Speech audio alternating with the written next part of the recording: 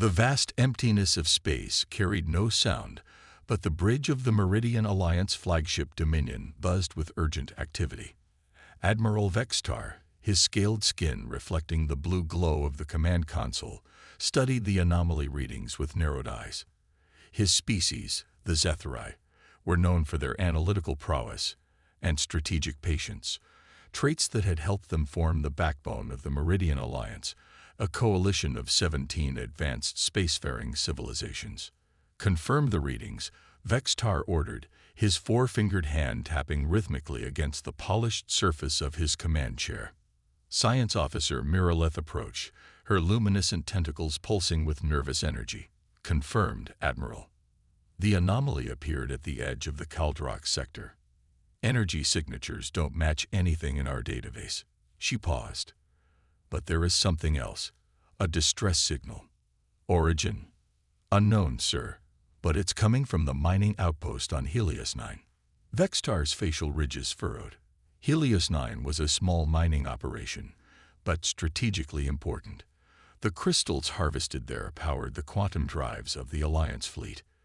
Deploy Reconnaissance Squadron 6. Full stealth protocols. I want information, not engagement. As the orders were relayed, a communication specialist called out, Admiral, we're detecting an unauthorized vessel entering the Helios system.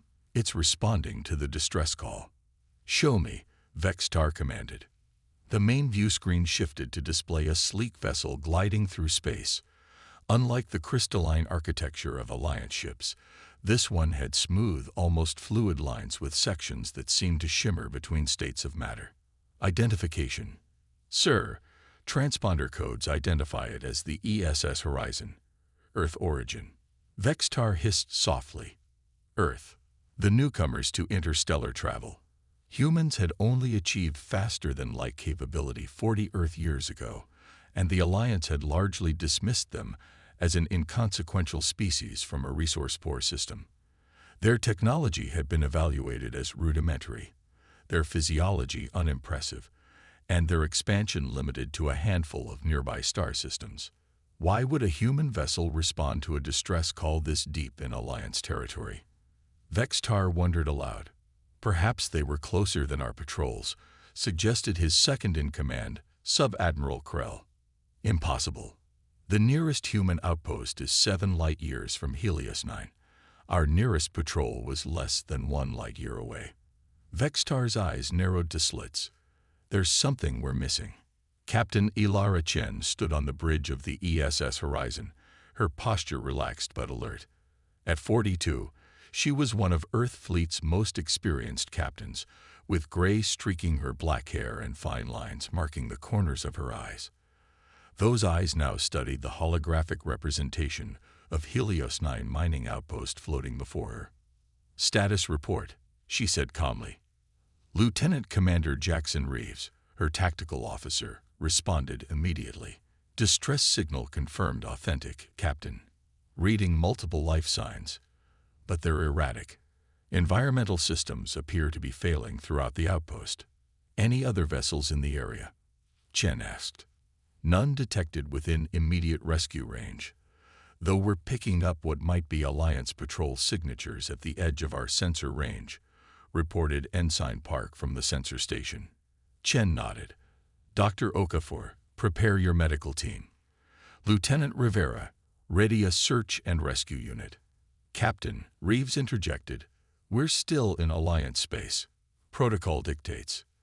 I'm aware of protocol, Commander, Chen replied, her voice firm but not unkind.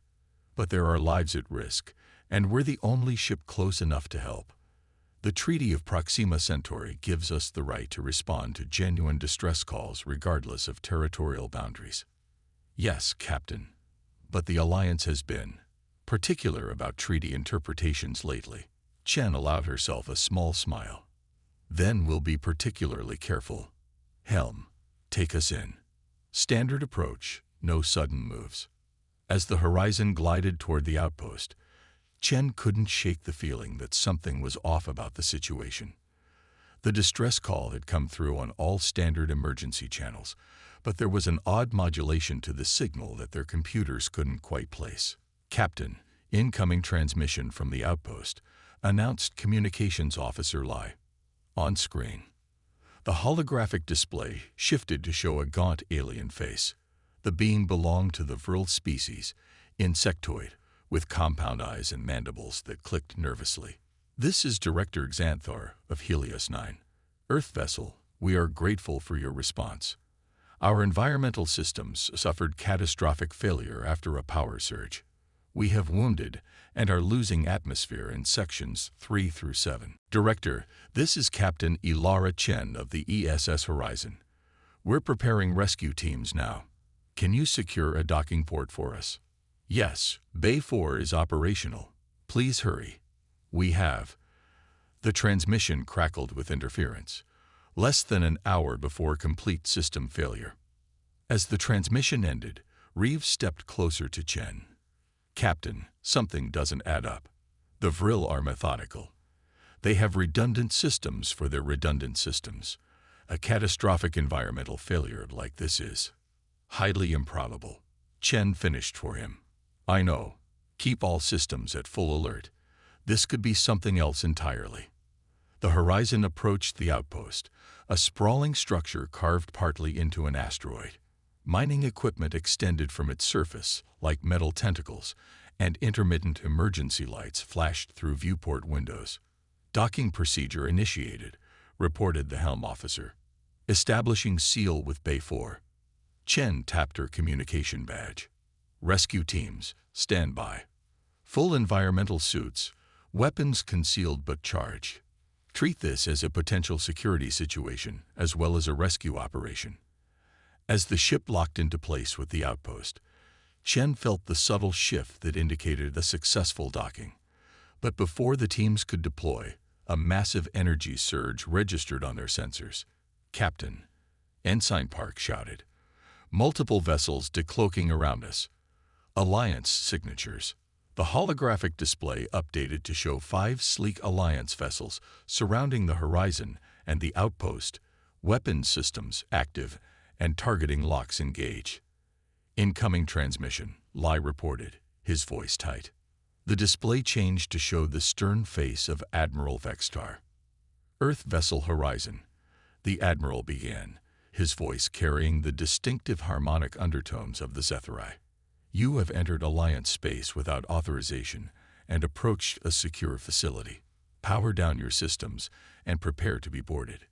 Any resistance will be met with immediate and overwhelming force." Chen straightened, her expression neutral. "Admiral, we received a distress call from this outpost. Under Article 7 of the Proxima Centauri Treaty, we are within our rights to respond." Director Xanthar confirmed the emergency and requested our assistance.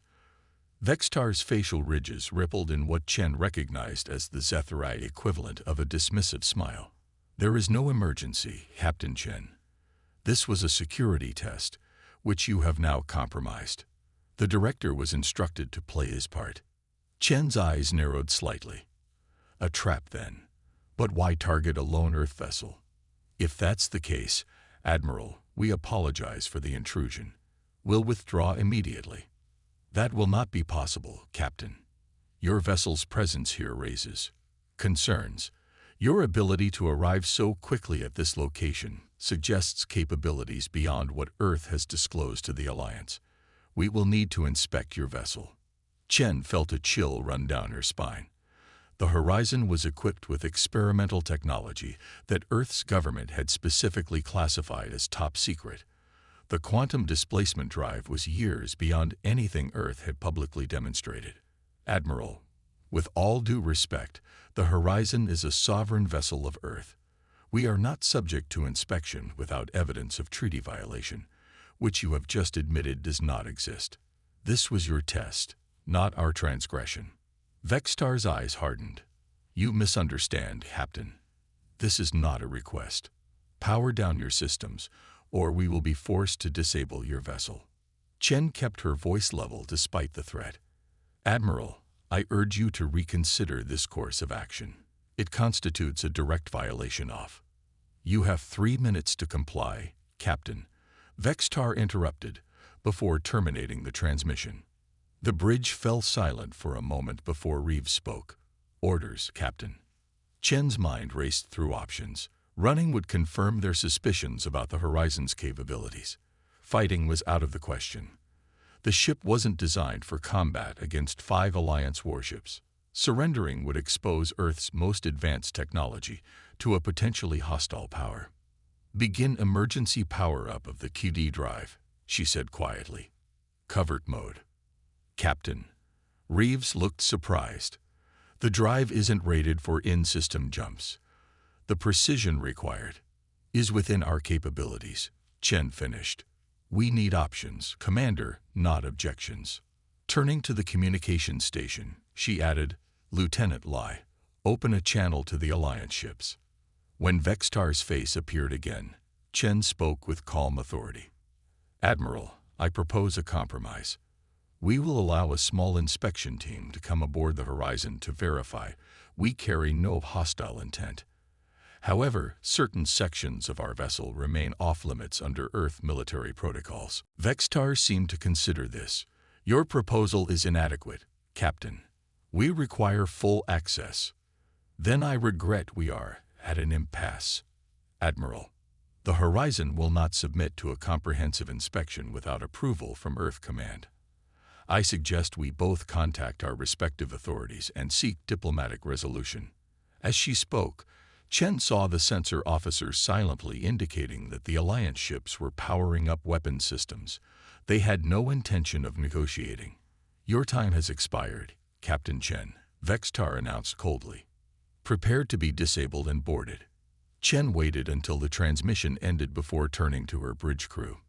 "Initiate Protocol Mirage." Now, what happened next would change the balance of power in the galaxy forever. As the Alliance ships fired their first salvos, the Horizon seemed to flicker, like a reflection on disturbed water. The energy weapons passed through where the ship had been, striking nothing but empty space. In the next instant, the Horizon reappeared 2,000 kilometers away. On the Dominion's bridge, Admiral Vextar stared in disbelief. "What just happened? Where did they go?" "Sir, the Earth vessel has relocated," reported a confused tactical officer. "They didn't use a jump drive. There was no energy signature, no distortion field.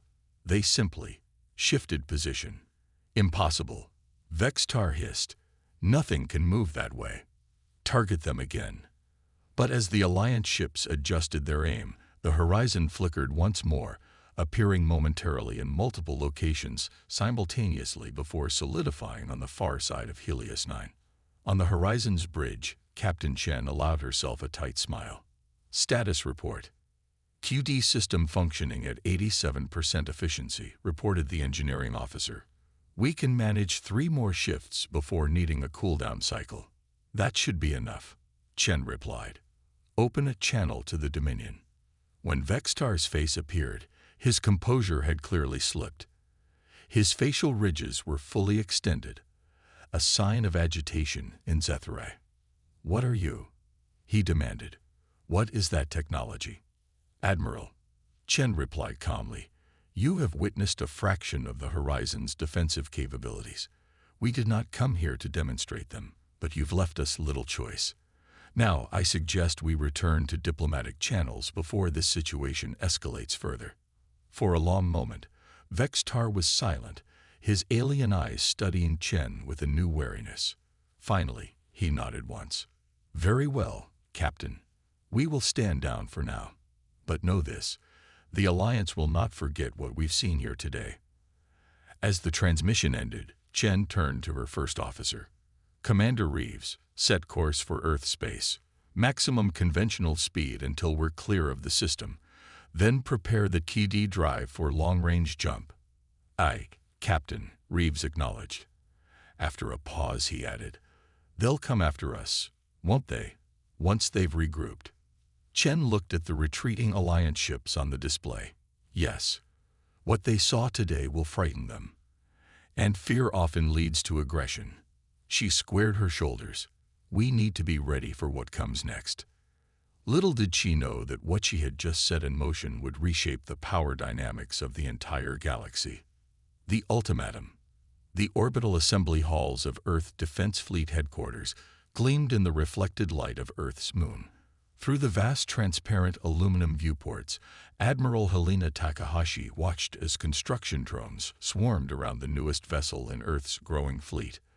Unlike the sleek, conventional designs of most Earth ships, this one had an unusual configuration: concentric rings rotating in opposing directions around a central sphere. "The adamant," said General Emerson, who stood beside her. "Our answer if the Alliance decides to push things further." Takahashi nodded, her expression grave. "I hope we won't need it." She turned away from the viewport to face the holographic display at the center of the briefing room, where Captain Chen's report played in loop. The footage of the Horizon's quantum displacement maneuvers against the Alliance vessels had been analyzed countless times in the 2 weeks since the incident. Captain Chen handled the situation admirably, Takahashi noted, but she also revealed capabilities we weren't ready to make public. "Did she have a choice?" Emerson asked. "No. And that's precisely why we're in this predicament. The Alliance engineered a situation where we had to show our hand." Takahashi sighed. "Our intelligence suggests Admiral Vextar has been advocating for a more aggressive approach to Earth for years. He believes we're a potential threat to Alliance dominance." "Well, now he has evidence to support his position," Emerson said grimly. The door to the briefing room slid open, and Captain Chen entered. Despite the formal nature of the meeting, she looked composed, if tired. "Admiral Takahashi, General Emerson." Chen greeted them with a respectful nod. "Captain." Takahashi returned the greeting. "Thank you for joining us. I know you've already submitted your report, but we wanted to discuss certain aspects of the encounter personally." "Of course, Admiral." "Your assessment of Admiral Vextar. You described him as calculating but impulsive when challenged. Can you elaborate?" Chen considered this. "The operation at Helios 9 was meticulously planned. The false distress signal was calibrated to frequencies Earth ships monitor, but that aren't standard Alliance emergency channels. They wanted specifically to lure an Earth vessel. When we arrived faster than they anticipated, Vextar adapted quickly, but his demand for immediate surrender betrayed a certain rigidity in his thinking." "And when you demonstrated the KD technology?" Emerson inquired. "Shock, followed by what I would describe as fascination and fear," Chen replied. "I don't believe the Alliance has anything comparable. Their jump drives require massive energy signatures and preset coordinates. The idea of instantaneous spatial displacement without conventional energy markers would be revolutionary to them." Takahashi nodded slowly. "Our concern is what happens next. Alliance communication channels have gone unusually quiet toward Earth in the past week. Their ambassador has postponed 3 scheduled meetings, citing ongoing consultations. They're preparing something," Chen stated rather than asked. "Yes." Takahashi tapped a command into the holographic interface, and a new display appeared. A strategic map of Alliance movements near Earth-controlled space. Multiple fleet concentrations were highlighted in red. "They're mobilizing, Captain. Not just a squadron or 2, nearly a third of their total fleet strength." Chen studied the display, her expression darkening. "This goes beyond a response to one technological surprise. They're preparing for a full-scale confrontation." "Our assessment exactly," confirmed Emerson. "And we think we know why." He gestured, and the display changed to show an archival recording of an Alliance theoretical physics symposium from 5 years earlier. A Zethrai scientist was presenting a concept labeled matter displacement theory. "They've been working on similar technology," Chen realized. "Trying and failing," Takahashi clarified. "According to our intelligence, the Alliance has spent enormous resources attempting to develop instantaneous matter transportation. They've achieved limited success with small inanimate objects, but nothing approaching the scale of a starship. They consider it the holy grail of military technology. And now they know we have it," Chen concluded. "They'll want it for themselves, or ensure no one else has it," Emerson added grimly. Takahashi deactivated the display. Captain, we're recalling the Horizon. It's being retrofitted with enhanced KD systems and additional defense measures. You'll remain in command, but with a new mission. What mission, Admiral?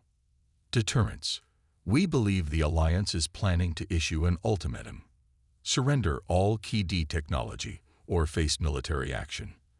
When that happens, the Horizon will be our demonstration that such action would be ill-advised. Chen's expression remained neutral, but her eyes betrayed concern. With respect, Admiral, the Horizon is a science vessel with limited combat capabilities. Even with the KD system, we can't fight an entire Alliance fleet. You won't have to fight them, Captain, Takahashi replied. Just show them why they shouldn't fight us. The Grand Council chamber of the Meridian Alliance hummed with tension. Representatives from all 17 member species sat in their designated sections, but today the usual orderly proceedings had given way to heated debate. At the center of the controversy stood Admiral Vextar, who had just completed his presentation on the Earth vessel Horizon and its capabilities. The implications are clear, Vextar concluded, his voice carrying through the vast chamber. Earth has secretly developed displacement technology far beyond what they disclosed during their admission to interstellar community protocols. This technology renders our defense systems potentially obsolete and represents an existential threat to Alliance security. Counselor Thelomor of the Ashanti, a species known for their deliberative approach, raised a delicate appendage. Admiral, your concern is noted, but your proposed response seems disproportionate. A diplomatic inquiry would be the standard procedure when discovering undisclosed technology. Diplomatic inquiries are for minor treaty infractions, Vextar countered. This is a fundamental shift in the balance of power. If Earth can produce vessels that can appear and disappear at will, without detectable energy signatures, our entire strategic doctrine becomes meaningless. You're suggesting military action against a species we officially welcomed into the galactic community, objected Counselor Renze of the Novan Collective. Based on one encounter with one vessel, I'm suggesting we secure this technology before it can be used against us, Vextar insisted. Earth is a young spacefaring civilization with a documented history of internal warfare. Do we truly wish to allow such a species unrestricted development of technology that could render our defenses useless? The debate continued for hours, with factions forming along predictable lines. Species with strong military traditions supported Vextar's position, while those more focused on commerce and cultural exchange advocated caution. In the end, a compromise was reached. Earth would be presented with formal demands to share the displacement technology under controlled conditions, with the implicit threat of diplomatic isolation and potential military consequences should they refuse. Vextar, however, had already set his own plans in motion. On the bridge of the Horizon, now in orbit around Jupiter's moon Europa, Captain Chen reviewed the ship's upgraded systems. The KD drive had been enhanced to allow for more frequent spatial shifts, and the power distribution network had been reinforced to handle the increased load. Final diagnostics look good, Captain, reported Chief Engineer Sato. The new coolant system for the KD matrix should give us a 40% increase in operational capacity before overheating becomes an issue. Excellent work, Chief, Chen acknowledged. What about the Ripple protocol? Sato's expression turned serious. It's installed, but I must register my objections again, Captain. The system has only been tested in laboratory conditions. Using it in a real-world scenario, especially against multiple targets, carries significant risks. Noted, Chief. Let's hope we never have to use it. The Ripple protocol was Earth's most closely guarded technological development, an extension of the quantum displacement theory that could project a specialized field affecting the quantum states of targeted systems. Theoretically, it could temporarily render weapons and propulsion systems inoperable across multiple vessels simultaneously. But the power requirements were enormous, and the effects on the projecting ship potentially destabilizing. Captain, called Lieutenant Lai from Communications, priority transmission from Admiral Takahashi.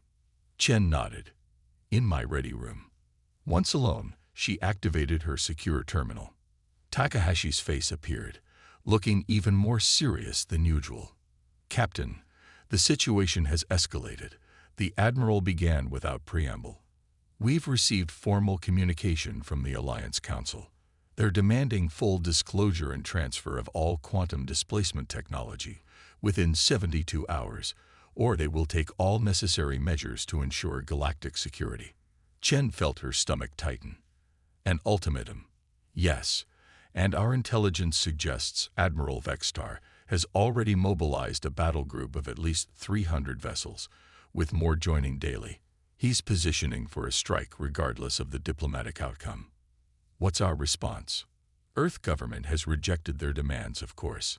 We've offered to discuss technology sharing as part of broader treaty negotiations, but we've made it clear that intimidation tactics won't be tolerated." Takahashi paused. "The Horizon is being deployed as our first line of deterrence. Against hundreds of ships." Chen couldn't keep the disbelief from her voice. "You won't be alone. The Adamant will be operational within 24 hours, and we've dispatched 12 other vessels equipped with first-generation KD systems to support you. But the Horizon remains our most advanced platform, and you, Captain, have direct experience with Alliance tactics." Chen nodded slowly, accepting the burden. "What are our orders?"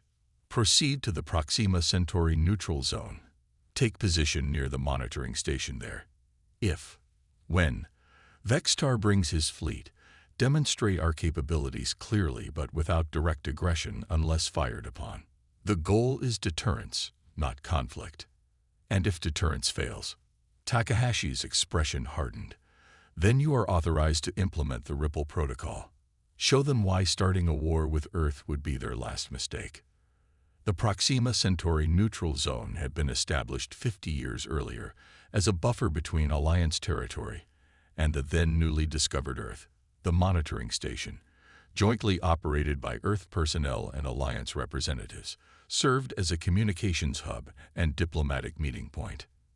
Now it was about to become the focal point of the most significant military confrontation in recent galactic history. The Horizon arrived first, taking position near the station, but maintaining a respectful distance. Over the next 12 hours, Earth's support fleet arrived in stages. 13 vessels of varying sizes, all equipped with at least basic QD capability. They formed a loose defensive formation, a small but technologically advanced force. Then the Alliance fleet began to arrive. It started with a vanguard of 20 sleek destroyers, their crystalline hulls gleaming in the light of Proxima Centauri. They were followed by waves of larger vessels, cruisers, battleships, and finally the massive dreadnought Dominion, Admiral Vextar's flagship. Within 6 hours, over 300 Alliance warships had assembled, forming a menacing sphere around the Earth vessels. "They're sending a message," Reeves observed from his tactical station on the Horizon's bridge. "Overwhelming force." "A traditional approach," Chen replied calmly, though she felt the weight of the moment. "Standard intimidation tactics." "Captain," Lai called out, "incoming transmission from the Dominion." On screen, Admiral Vextar appeared, his posture rigid with formality. "Captain Chen, we meet again under unfortunate circumstances." "Admiral," Chen acknowledged. "I had hoped our next encounter would be more diplomatic." "That option was available but rejected by your government," Vextar replied coolly.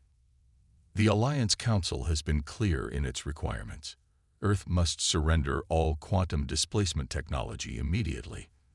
This is your final opportunity to comply before we are forced to take action." Chen maintained her composure. "Admiral, Earth has expressed willingness to discuss technology sharing as part of broader treaty negotiations, but we cannot and will not surrender our defensive capabilities under threat. The technology you possess represents a destabilizing influence on galactic security," Vextar insisted. "We cannot allow any single power to maintain such an advantage." "Yet you would seek to claim that same advantage for the Alliance," Chen pointed out. "That seems contradictory, Admiral." Vextar's facial ridges rippled with irritation. The Alliance is a stable coalition of civilizations with thousands of years of peaceful coexistence. Earth is a single planet with a documented history of internal warfare. The comparison is not valid. Perhaps not from your perspective, Chen conceded. But from ours, your demand amounts to asking us to disarm ourselves in the face of a vastly larger power. No sovereign nation would agree to such terms. Then you leave us no choice, Vextar declared. You have 1 hour to reconsider your position. After that, we will secure the technology by force. As the transmission ended, Chen turned to her bridge crew. Battle stations. Prepare all systems for quantum displacement. And, she hesitated briefly, initialize the Ripple protocol. Stand by for my command. The next hour passed in tense silence. The Earth fleet maintained its position, outnumbered nearly 20 to 1. On the Horizon's bridge, Chen received a final communication from Earth Command. A simple message that read, "Authorization confirmed for protocol implementation. Good luck, Captain." When Vextar's face appeared on screen again, there was no preamble. "Your time has expired, Captain Chen. Have you reconsidered Earth's position?" "Our position remains unchanged, Admiral," Chen replied steadily. "We seek peaceful coexistence but will not surrender our sovereignty or security." "Then you have chosen conflict." Vextar's voice was cold. "All vessels, target Earth ships. Disable their engines and weapon systems. Prepare boarding parties." As the Alliance fleet's weapon systems powered up, targeting locks engaging across hundreds of vessels, Chen gave a single command: execute Quantum Defense Pattern Alpha. In perfect synchronization, all 14 Earth vessels initiated quantum displacement jumps, but not to retreat. Instead, they began to appear and disappear throughout the Alliance formation, confounding targeting systems and creating sensor chaos. The Horizon itself executed a series of rapid micro-jumps, seeming to exist in multiple positions simultaneously. On the Dominion's bridge, alarms blared as targeting computers failed to lock onto the constantly shifting Earth vessels. "How are they coordinating these jumps?" Vextar demanded.